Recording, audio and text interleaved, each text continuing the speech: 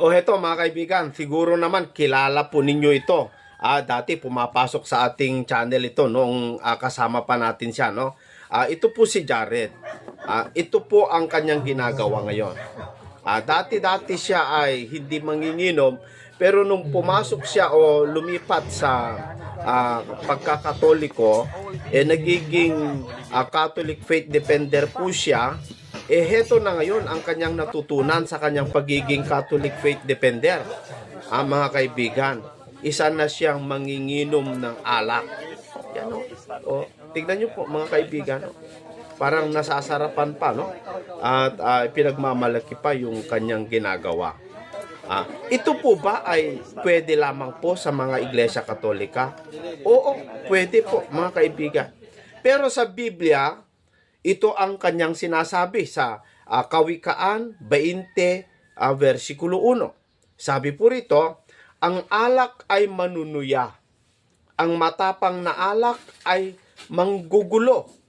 At sino mang napaliligaw sa kanya, dun sa alak, ay hindi pantas. Kung hindi pantas, ano? 'Di ba, bobo? Yun po yung ibig sabihin ng hindi pantas Hindi marunong.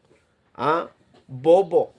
O ganyan ang manginginom o napapaligaw sa alak, mga kapatid. Kaya itong ginagawa po ni Jared ngayon, yung kanyang ginagawa ngayon na pwede na siyang uminom, maglasing, pakonti-konti na lang yan, no mga kaibigan, pakonti-konti lang yan, pero darating ang araw, hindi na lamang po yan ang matutunan niya. Pati pa siguro mambabae, baka matutunan pa niya yan, no? Pero hindi naman po talaga nabago itong si Jared Kilala ko dati ito mga kaibigan Hindi po ito nabago. Yung kanyang pananalita, yung kanyang pag-uugali, yung kanyang